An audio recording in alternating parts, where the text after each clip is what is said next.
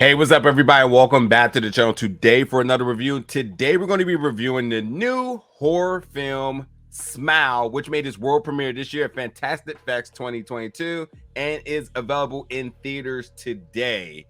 So now that everyone in the world should have had a chance to check it out, there was numerous screeners, whether you attended Fantastic Fest, there was a couple of other public screeners that kind of happened in between then and now.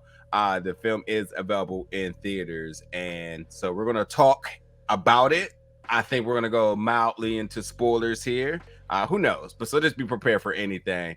But it is the new horror film brought to you by Paramount Pictures, available today as of September 30th, and it made this world premiere on the 22nd at Fantastic Fest, which we're covering as well too, so you can see other reviews for that. But yeah, this film has done a fantastic job, no pun intended, in its promotional work. I'm sure everybody has seen either the trailers or random creepy things happening at baseball games, or all sorts of different, promotional content in regards to this film. And obviously, with the film being Smile, you got these creepy folks standing around or whatever it is, of people smile, and it just works. It's really easy to do, and I think they did a really good job at doing so. So I think a lot of folks had seen or knew about this film, heard about this film, and now that it's here, it's definitely worth a chat. So let's just start off very easy, because inadvertently I had already started to talk to Zero a little bit about it, which we usually don't do. Try to leave all the content for the show. But I liked it, and I'm getting the impression that maybe you didn't. Let me change that. I actually really liked this, and I'm getting the impression that maybe you didn't. So we'll start there with that. Did you or did you not like this? Okay. I liked it. I did not love it. Okay. At all. But I did like it. I had a great theater experience. But not sticking for me, I guess, as I drink my coffee cup of marketing. Yeah, shout out to the good people at Paramount getting you some swag. Again, they just really killed it on the promotional work up and down the board. So okay, you brought up one good point. I definitely enjoyed the theatrical experience. This is definitely a movie that I think, whether you're just looking to get into spooky season, whether you're looking for a good date night movie, I think it checks a lot of those boxes as to why you want to go see this in theaters. I don't know if it's going to have a digital release, but if it does, I would suggest go see it in theaters, because the biggest thing, I'm high on air, and you know where I go with this, is the sound mixing. This movie just felt entirely creepy by the sound design itself. There was times where things were just overly elevated. You got those loud breathing, hairs in your back raising moments. I mean, this film executed its jump scares to a T, and that's an appearance thing. But I also thought the sound really complemented every bit of these moments. The moments where it was completely quiet, but it wasn't quiet. The moments were like, did I hear something? Then you looking around the screen, it's like, I see that. And I think it just executed on so many levels. And I also thought even some of the sound effects that they used, I feel like some of them were kind of nods to like classic horror films and whatnot. I think it just did a good mix of just really good sound mixing across the board that just really heightened the horror for me. And that was probably one of the biggest things for me. It's just how, no matter whatever the scenario was, it was just always unsettling, and it had a lot to do with the sound for me. Okay, I'm gonna agree, but I'm also gonna disagree at the same time. It had great those great moments where you hear something before you see it. Great. Awesome. But you know very well where I stand on my relationship with jump scares. Yeah. And before I make my disagreement point, I will say that I agree with your previous point. It's necessary to see this movie in the theater. It's not going to hit the same if you watch it on the couch alone. Yeah. Or maybe not even alone, just at home. Yeah. It's not going to hit the same. You have to have the big surround sound movie theater speakers in order for this movie to deliver. Yeah. I feel like, and that is because I feel like most of this movie's dread comes from those jump scare moments, which were very good.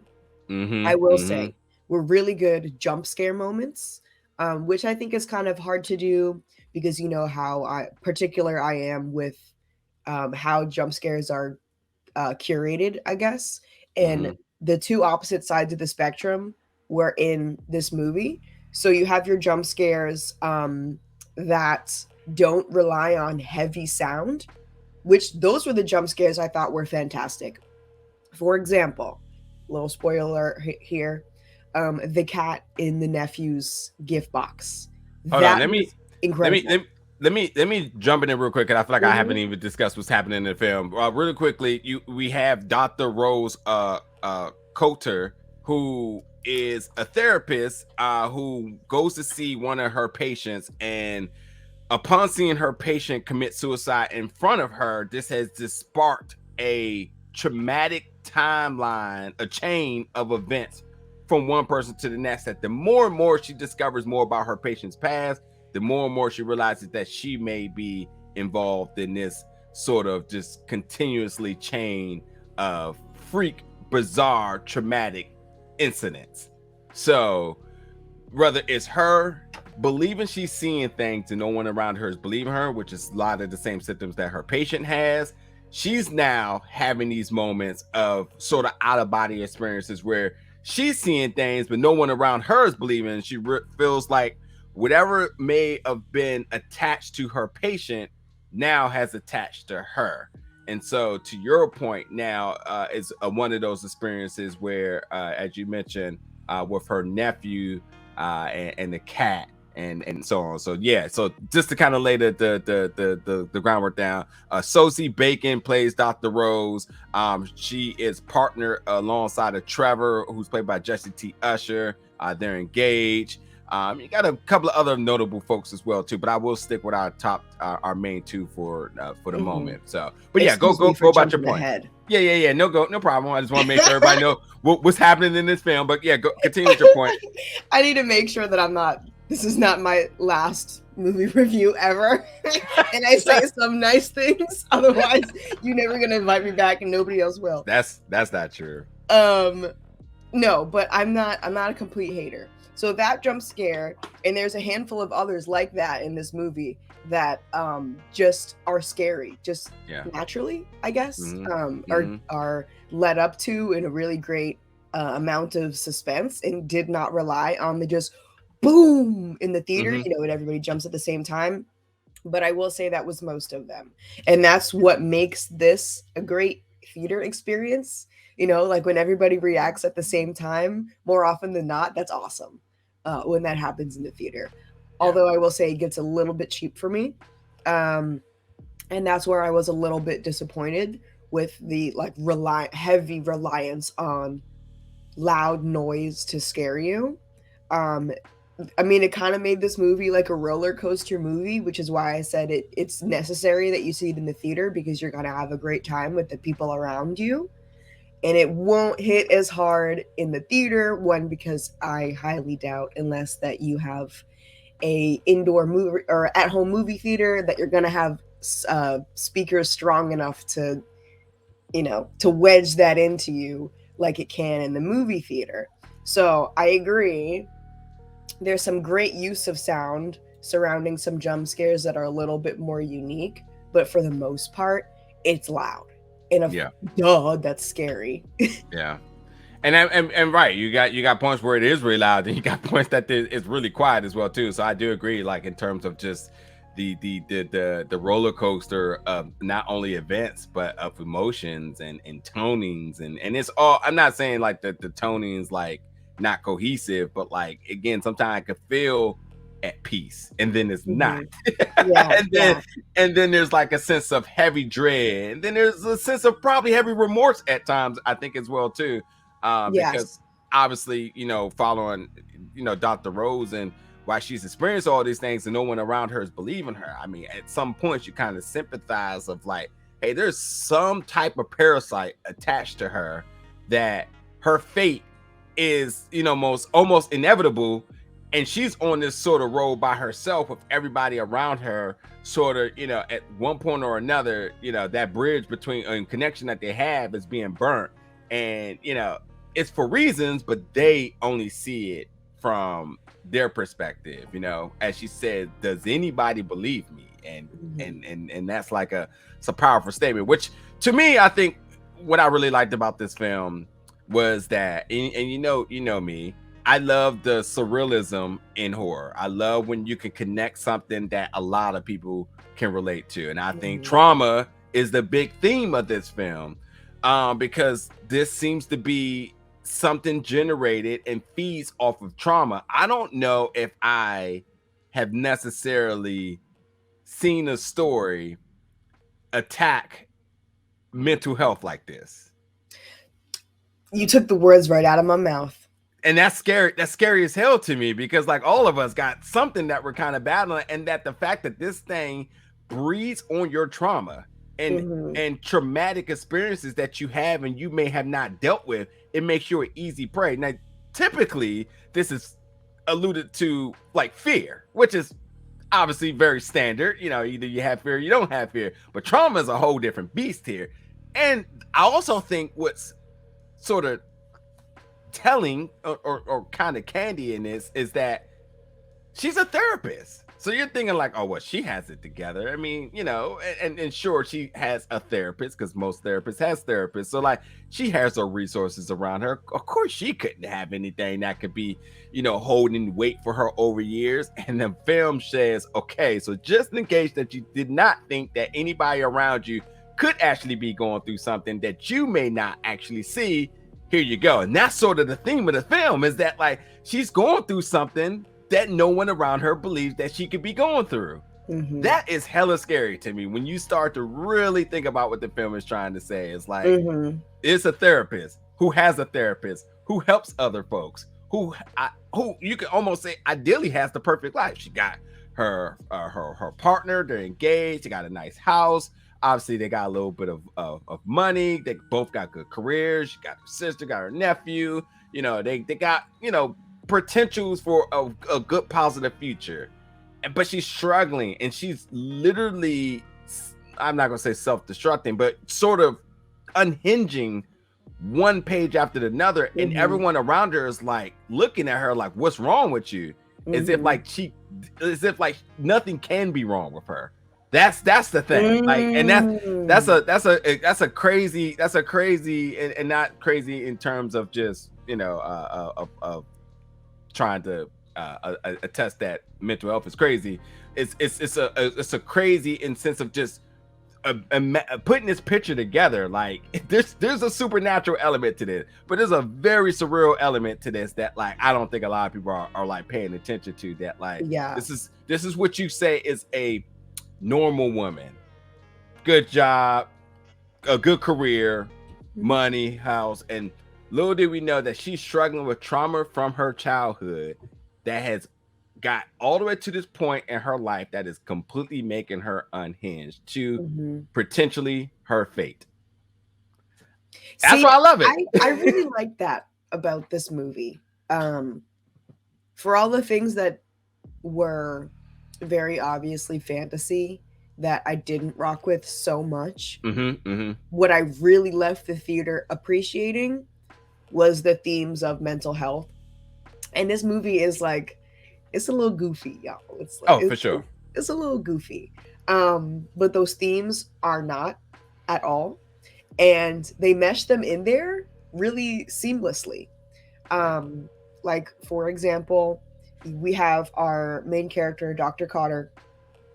She, you know, attracts the entity, and now the entity is preying on her trauma, which makes her go, arguably from the outside perspective, a little clinically crazy. And now she has to deal with the gaslighting of literally everyone around her. Supervisor, therapist, partner, sister, brother-in-law. Everyone. Even people who can relate literally exactly to this situation when she starts doing the research and finds previous victims and, you know, talks to the people that they knew. At the very least, you think that those people would understand. But when you're dealing with something that only you can really experience and tell, and then you have to deal with the gaslighting of people around you, that's something that's very common with mental health. Because unlike, you know, you have a broken leg and you go to the doctor and the doctor's like, oh, it's broken. Or you go to your mom and you're like, Mom, I think I have a sprained ankle, and you can see that it's swollen. You're not going to have to deal with that constant and very hurtful gaslighting. So that's something that, like, I mean, obviously she's being haunted by a, I don't know, it's supernatural or like whatever the hell we got going on here, but something otherworldly. And it's almost disguising itself as mental health.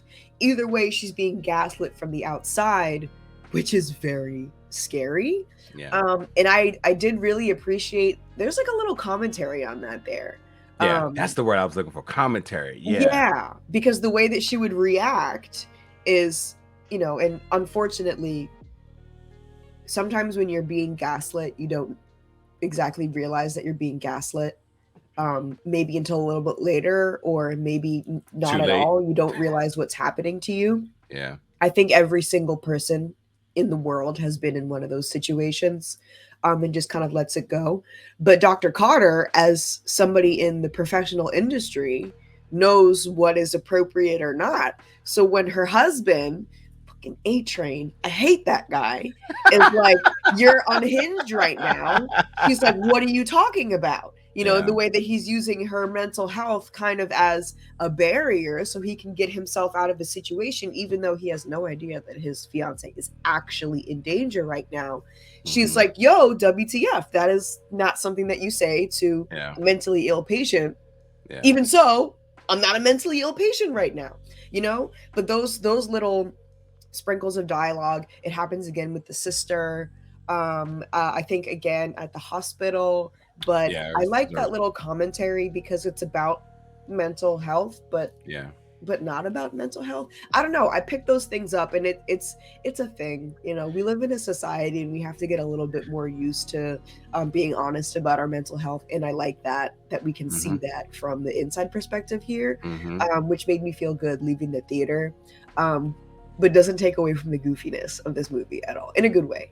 Yeah, a couple of things I want to touch on real quick because I know our review getting a little bit longer. Now, originally this was going to be slated for Paramount Plus. Glad it did go with the theatrical release. Again, this did wise really good. Choice. Yeah, for sure. Did really good test screening, so they decided to shift. A lot of people are comparing this to a lot of different things as well too. I do agree that this does sort of follow like It Follows. I think that's like yeah, I think this is a film that like it kind of follows the same suit there. Pattern heavy. Pattern heavy. Yep. So, you know, I was thinking when I left the theater, I thought Barbarian. Did you see that one yet? Yeah, I heard somebody say that too. Okay, not just me. Yeah. I definitely was sitting around an assembled cast of good folks who love horror. That's good. So, was your theater packed up? Mine was packed up. Not really, you know. Really? Yeah. It was moderate, but it was cool. We enjoyed. We definitely enjoyed ourselves. It was a experience in the theater. So that's why I suggest folks go. You know, even if it had an option for digital, go see it in the theaters because you're probably gonna have a good time with your other folks in the theater as well too. People were jumping, people were like hiding. There was all sorts of reactions going on. I just want to really quickly say that Sosie Bacon, who plays Dr. Rose, does a fantastic job in her role. She slowly but surely becomes unhinged, and as we see this character transform, this becomes not only just an appearance, but this totally becomes a performance where, you know, she has it together, kind of soft-spoken, and then kind of a little bit reserved, and then kind of skitsy at points, and then, you know, just really gets into survival mode where, you know, she does whatever she can in order to try to get the answer she needs. And that means I call it what it is. She has to step over folks. She has to use folks. She essentially has to come almost emotionally unavailable, times even just completely irresponsible, And I think it does speak to, as you say, a little bit of commentary about this. And my point is, when folks are going through things and it's not like treated, it also can affect others around them. And it's not to like victim blame or shame anything here, but I think when you think about her nephew and how her nephew now starts a chain of trauma based on her actions. Ooh. Which brings me to what I really want to talk about here, and that's the ending of this film. First of all, I thought the film ended fantastically. I love the ultimate cliffhanger as it should have done. I also love the trickery into thinking we had one ending, then we got the rewind, and then we got the second. And I loved it, right? But what I really thought what was going to happen in this film was that she, who had handled her trauma, who I felt like she addressed it, she went and hit it head on. And that is a big question mark to me now as to like, did she? I thought she did. You know, obviously we know this is not something that's like an on and off light switch, but like for the sake of entertainment, for the sake of cinema, she addressed it head on. She goes right to the root of it, and it gives me Laurie Strode vibes, where she's just like, burn this baby the down. whole place down. This is it. This is it. And I mean, that was Laurie's, you know, sort of moment of saying that Michael is behind me. I'm past this. And you know, she had that sigh of cry because she knew she had ended her nightmare. And I thought this was kind of where they were going at with that until it wasn't. But I also thought, like, okay, well, obviously they probably want to tell more story here. And we know about the history of this sort of parasite. And we do know that there was a break in the chain because there was a little bit of a factoral difference in how it was handled. But we do know, as we also heard, that there have been other chains created. As they said, there was one in Brazil some time ago. Yep. And we all know this is all based on people and their trauma. But yet, to be very specific, people witnessing other folks commit suicide. And then that starts off from them, that person, because that very traumatic moment is something that just sparks that trauma that this parasite eats on.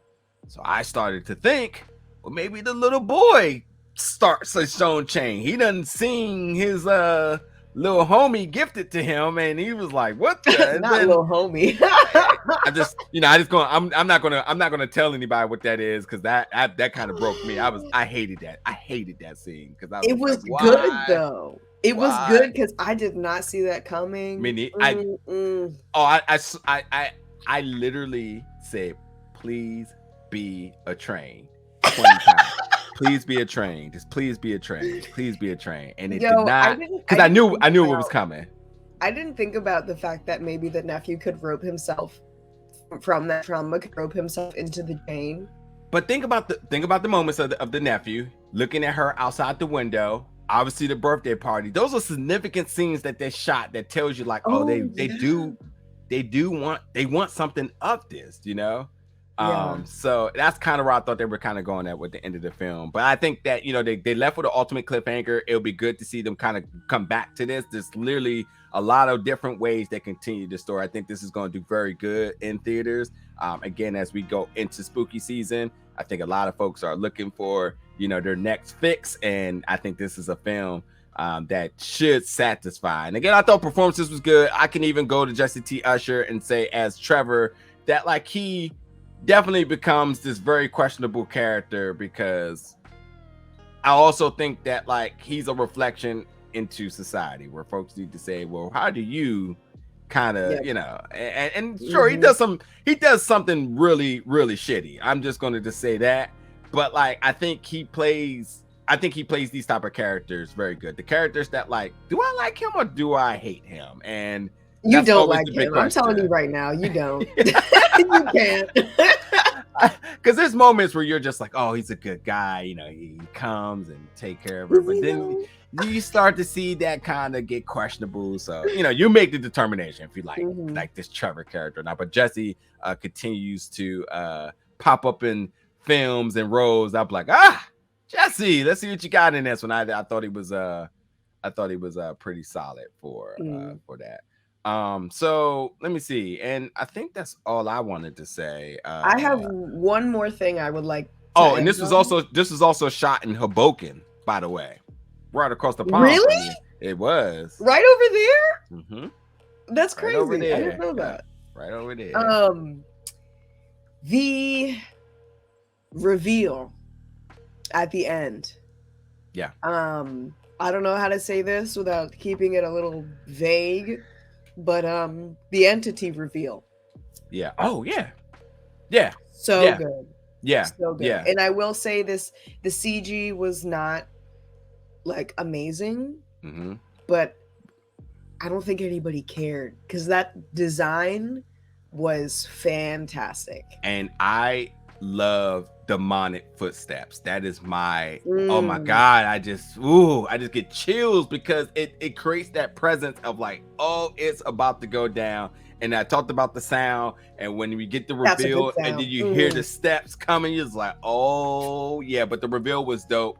That last third act of the film I thought was very solid. And I will say this because I feel like I just need to say it because I don't know when I'm ever going to say it. I'm just going to be entirely clear. I know I've been completely sympathetic and empathetic to Rose, but Rose is not off the hook for wrongdoings in this. She is completely abusive to her ex-boyfriend, period. Yes. Just use my man the entire listen, this is the only uncanny thing I'm gonna say about this that could be also potential really spoiler.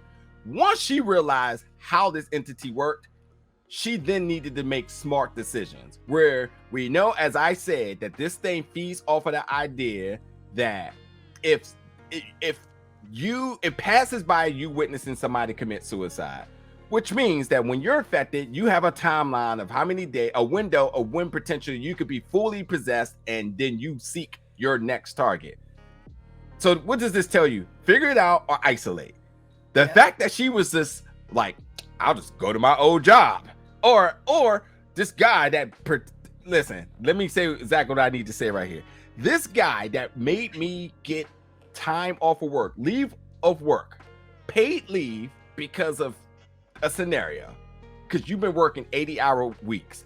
It's crazy. You need to take some time off, as your doctor said. So you feel like you have a vendetta with this mentally ill patient that you feel like that's who you need to,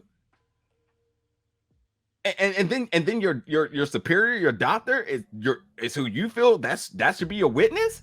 That right there is toxic to me. Either one of them did anything to her.